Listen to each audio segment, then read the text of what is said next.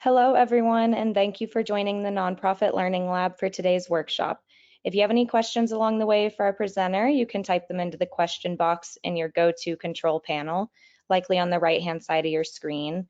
If you have any tech-related questions, you can also type them there.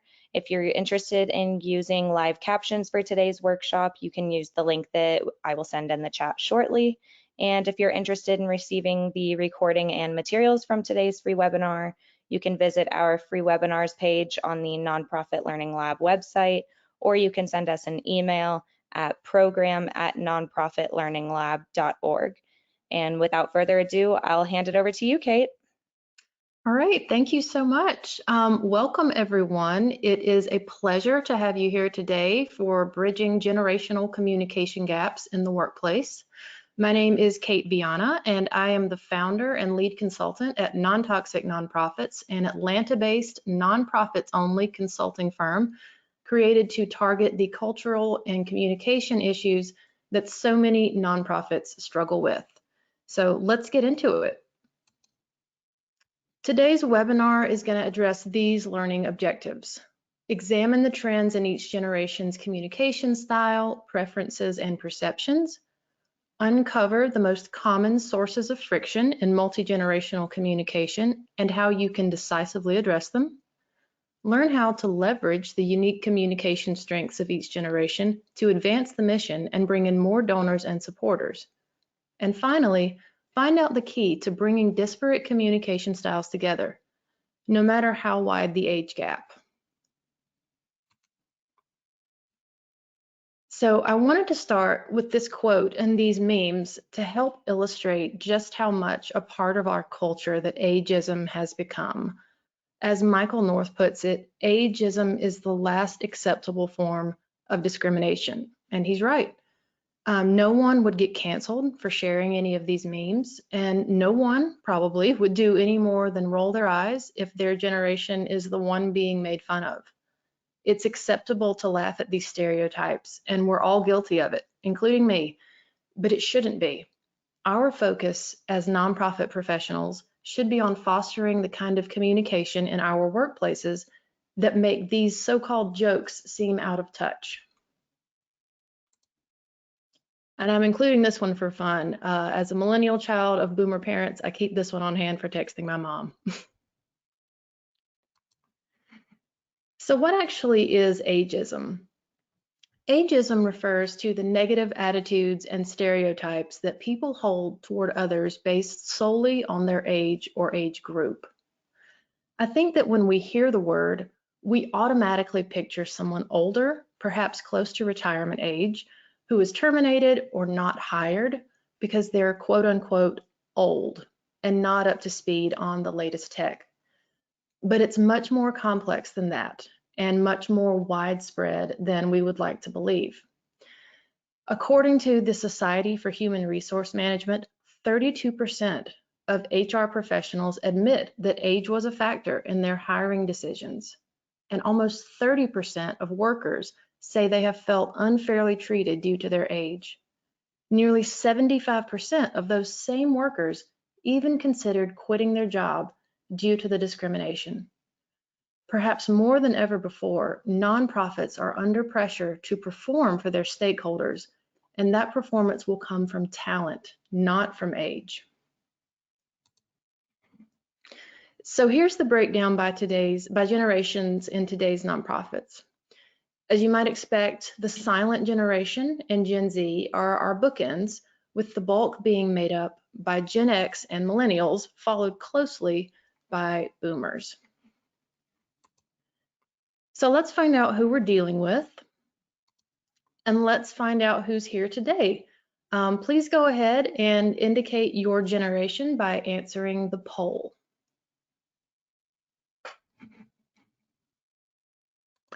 And while everyone is answering, let's take a quick look at volunteerism by generation. As you can see, about a third of both millennials and boomers volunteer every year, with a 66% of Gen Zers having volunteered at some point. Volunteers are the lifeblood of nonprofits, many nonprofits, maybe even yours. And knowing how to communicate with each and facilitate healthy communication between them can make a huge difference in whether they feel valued and connected enough to continue volunteering. So let's see, we're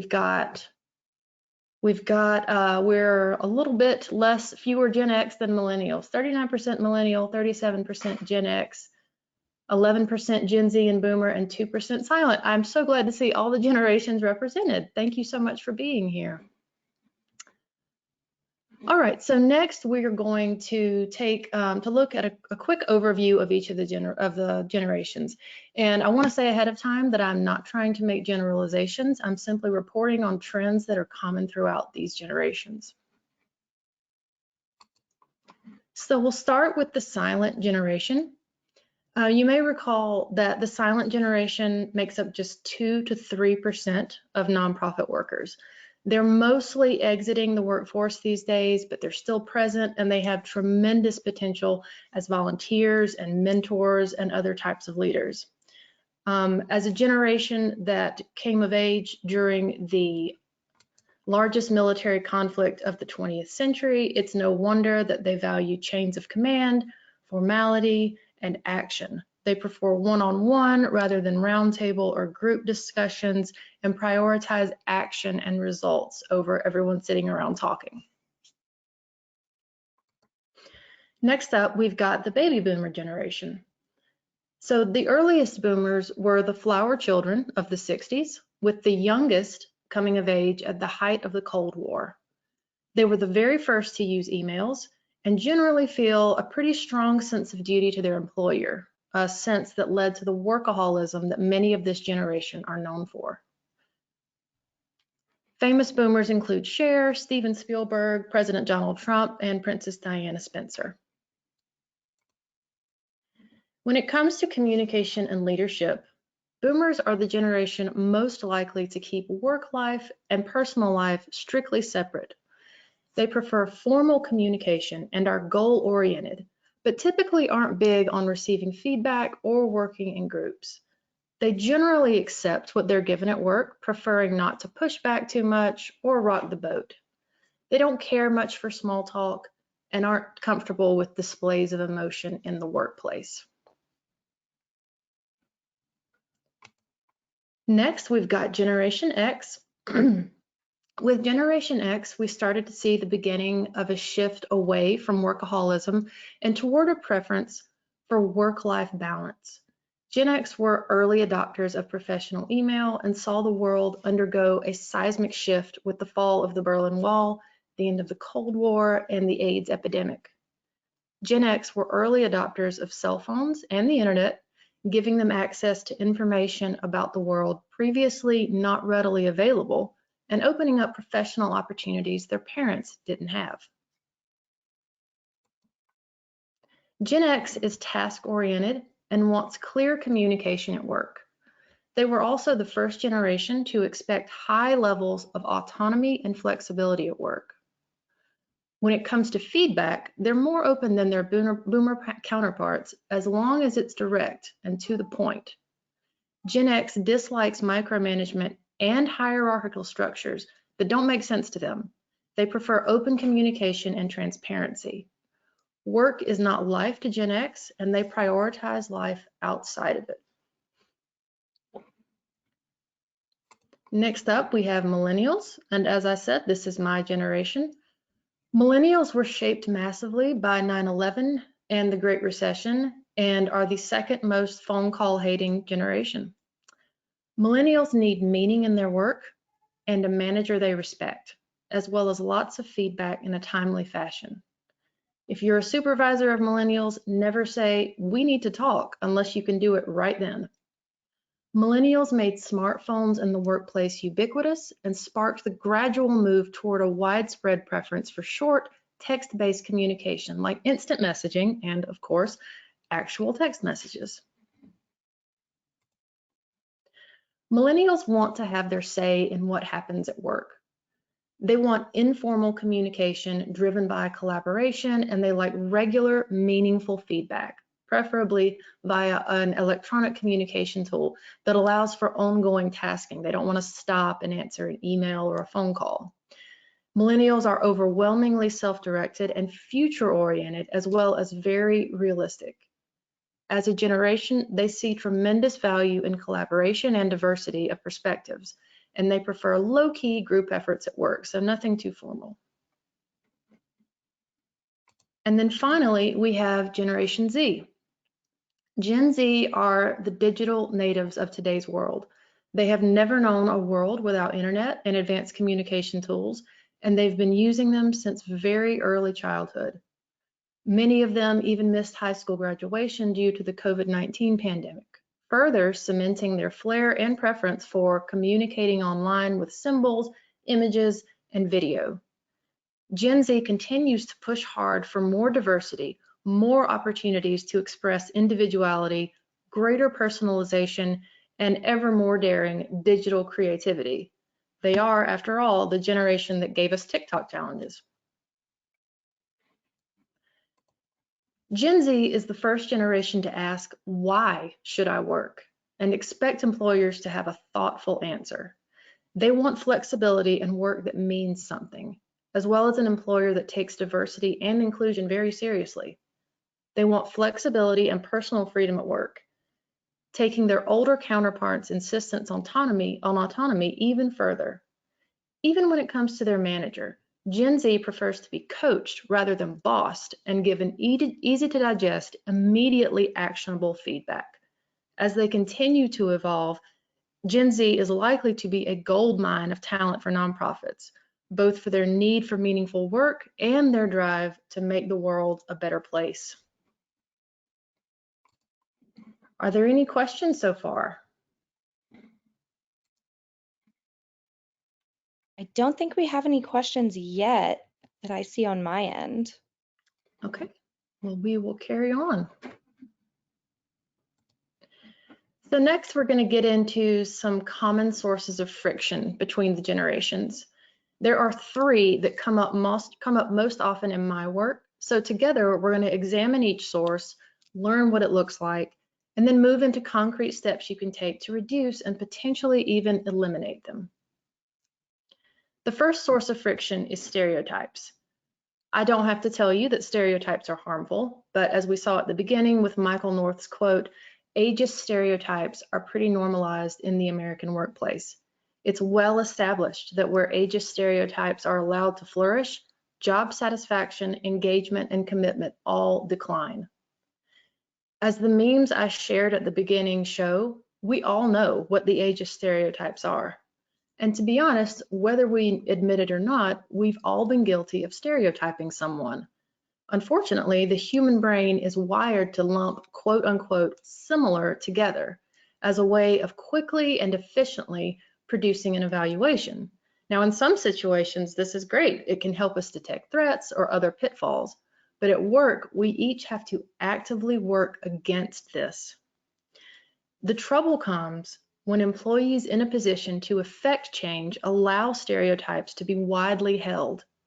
If leadership makes little or no effort to dissuade these beliefs, they become part of the workplace, inherited by new employees over and over until one or more age groups have been all but eliminated from representation. Why would they stick around if their workplace reduces them to their age and management is okay with it? The second source of friction is fear and distrust.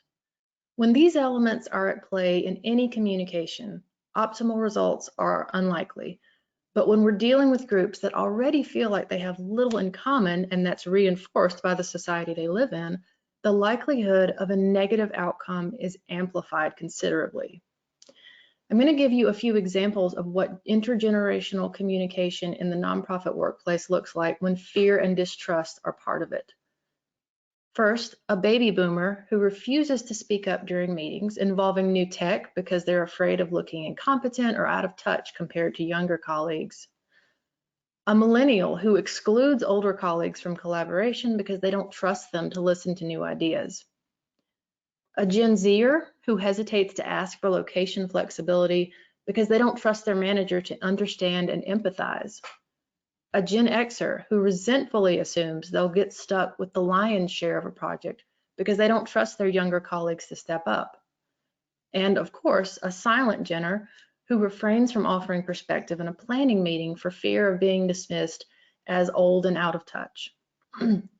So as you can see, each instance of fear or distrust has negative consequences, not only for the individual, but for his or her team members and for the organization, which misses out on opportunities for collaboration, new ideas, and healthy work relationships. I don't know if you're familiar with the Edelman Trust Barometer. The last time it was completed, I believe, was in 2022, and respondents showed 60% of them default to distrust when dealing with people they don't know. That is astonishing. 60% of us default to distrust. Imagine if 60% of your staff already distrust one another and the workplace reinforces those feelings. That's not good. Our final source of friction is a lack of respect. So a lack of respect between generations can manifest in virtually innumerable ways, but some of the most common in my experience are tuning out certain colleagues when certain subjects are up for discussion.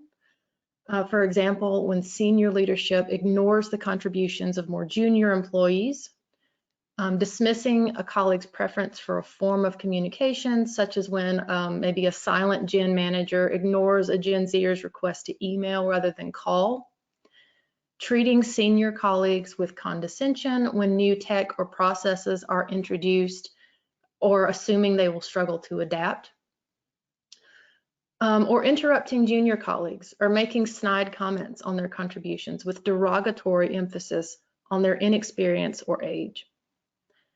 Disrespect is painful to witness and to experience, but it's worth pointing out that research shows it's also directly correlated to negative workplace outcomes.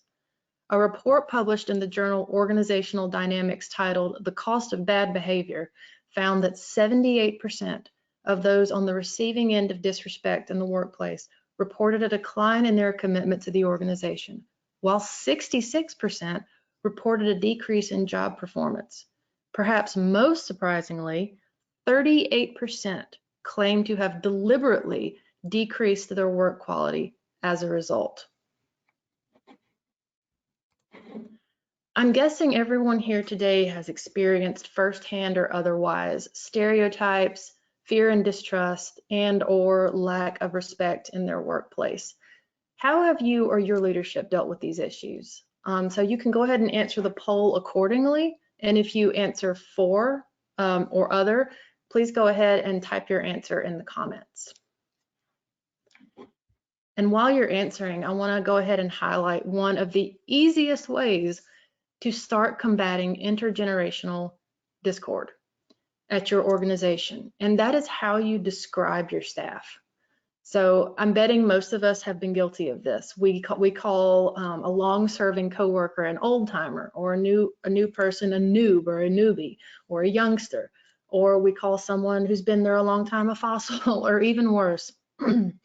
But this feels harmless, but consider that these labels don't tell us anything useful about the individual's actual or potential contributions. Instead, they limit our thinking and they reduce others to a number. Words matter, so choose yours carefully.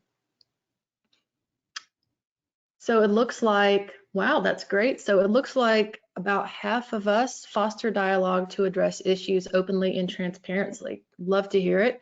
And 34% promote team cohesion through team building activities. That's fantastic. So now it's time to talk about how to address the issues we've talked about today. Whether your issue is lack of respect, stereotyping, or fear and distrust, or some combination, the following steps can help get your teams or organization's communication moving in the right direction. Step one is respect, which I can appreciate seems a little on the nose, but when I say respect, I don't mean simply, for example, not interrupting. Respect in this context means a demonstrable and sincere appreciation for an individual, completely independent of anything but their contributions at work and their talents. It means, as this quote from Kate Nasser suggests, seeing the possibilities for success at the intersection of talents and cultivating a culture in which those talents are actively sought out and celebrated. To introduce this kind of respect in your workplace, start with a definition. Find out what it means to your team. It's going to mean something different to everyone. How do they feel respected? Together, create a meaning that resonates with everyone and takes everyone's input into account. Next, guide your team and individual focus to character, not characteristics, and to behaviors, not individuals. This means consciously eliminating from your communication ageist language and holding yourself and one another accountable for that elimination. And finally, age in the workplace really is just a number. If someone is the best project manager, for example, you've ever seen, does it really matter if they're 25 or 75? Step 2 is fostering a sense of interdependence and shared purpose. Now, it's unlikely that anyone working at a nonprofit is expecting to become a millionaire, so you can safely assume that anyone working at your organization is at least generally invested in its purpose. So home in on that. Reverse mentoring is an excellent place to start. Traditional mentoring reinforces emphasis on age as a top-down relationship, while reverse mentoring offers more junior colleagues the chance to share new resources and ideas in an ideally judgment-free, low-pressure space. The other party can offer perspective and feedback as well as learn, and they can both get to know one another without the traditional, I'm old, so you should listen to me dynamic at play. Next, ask the right questions. The quote-unquote right questions will vary, but in general, they need to focus on perceptions. How do you see yourself? How do you see your teammates or your leadership? And how do you think they see you? Third, listen to learn. Many of us are guilty of listening either in anticipation of our next turn to talk or to poke holes in the speaker's argument. Listen to what is being said, but also listen for how it is said, and even for what is not said. You can learn a lot, and in many cases, find opportunities to head off conflict or misunderstanding. And finally, roundtable as much as possible, literally and figuratively. Wherever you can, de-emphasize hierarchies and other abstract divisions, collaborate honestly, and offer space to every team member to contribute. With so many reminders that they're on the same team and they're all highly valued, there is not much opportunity for ageism to flourish. Step 3, we have a staff codified communication policy. Routine communication between staff is one of the most potentially fraught parts of the workplace. And why is that? Because there are so many assumptions and differing interpretations and styles at play. We're all familiar with general preferences for communication tools, but what's the right fit for your team as a whole? You can stop miscommunication before it starts by crowdsourcing your team's communication SOPs. This can cover everything from hours team members are expected to communicate to whether you use emojis. It all matters. Nothing is too small to discuss. Remember, as you have as many different communication styles and preferences as you do employees, and maximizing the efficiency of their interactions is key to maximizing your nonprofit's effectiveness. Finally, we have mission centrism. In nonprofits, our work is aimed at fulfilling a mission, but it's so easy to forget that mission fulfillment starts with employee A communicating effectively with employee B. If the team is focused on, for example, making a supervisor look bad or on bullying someone, they're not focused on the mission. Draw your employees' attention to their reason for joining your organization in the first place. Are they here to trash talk leadership? I hope not. Or serve your stakeholders? Assuming it's the latter, it's easier than you might think to shift perspectives. Self-awareness is incredibly powerful. In the past, with particularly tense workplaces, I've encouraged employees to literally post a note on their computer monitor that says, "Does this message advance the mission?" I don't have any hard data on that, but I have been told many times that the note has helped eliminate snark in written communication because it's a reminder, it's a visual reminder as you're writing that email or that Teams message that you need to be advancing the mission and not scoring points off your teammates.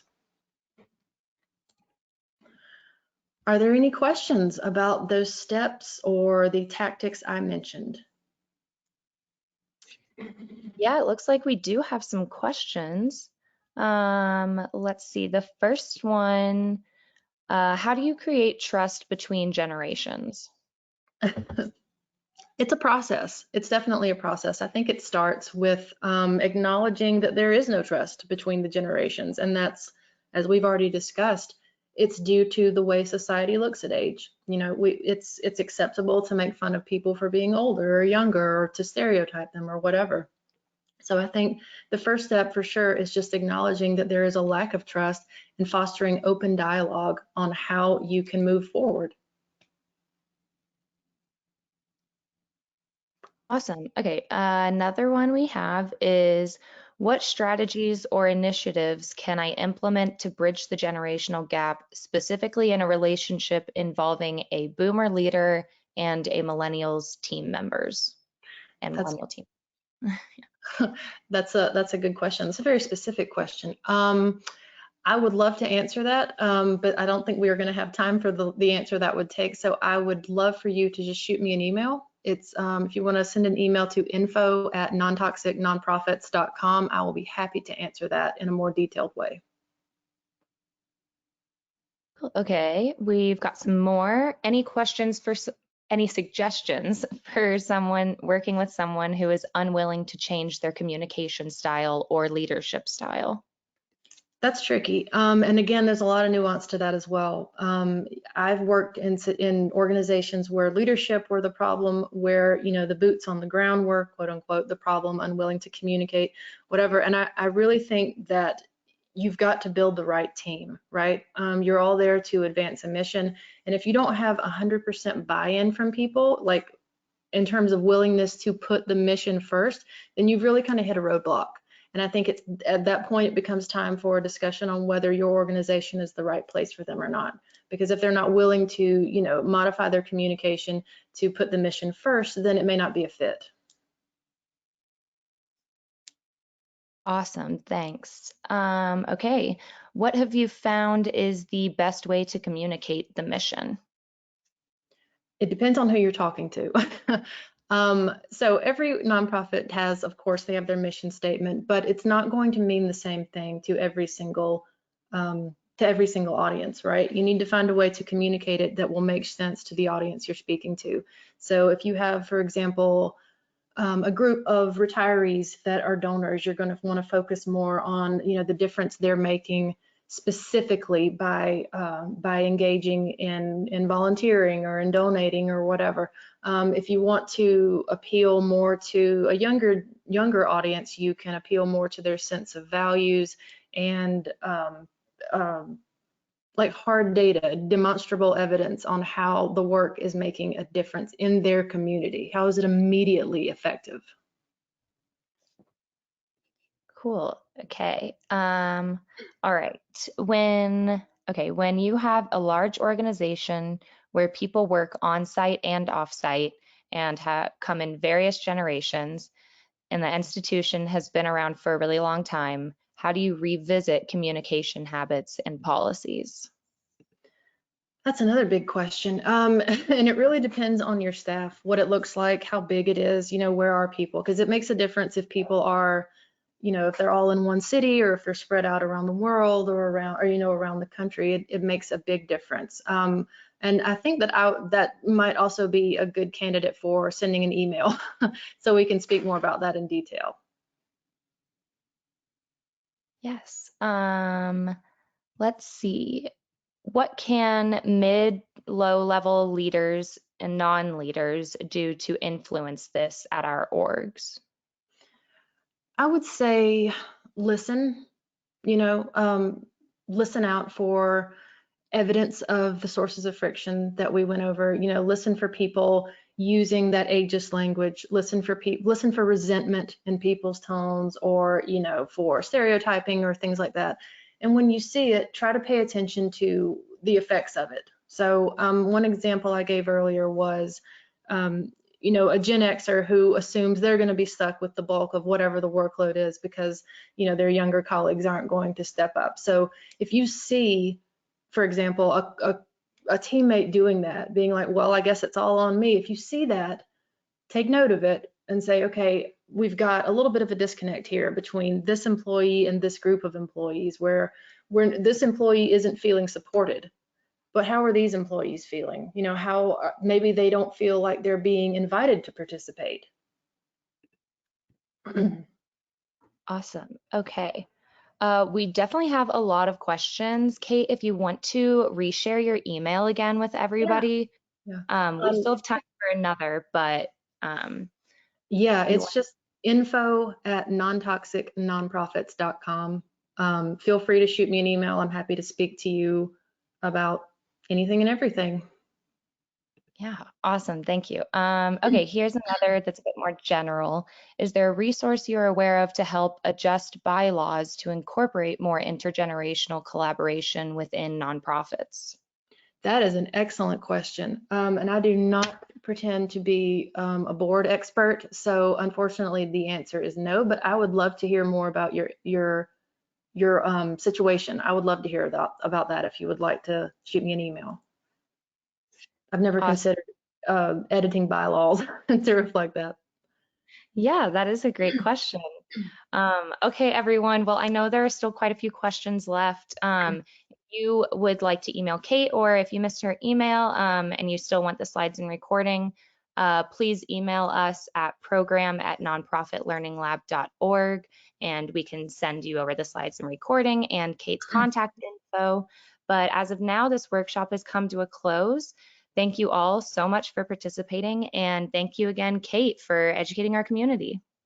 Thank you.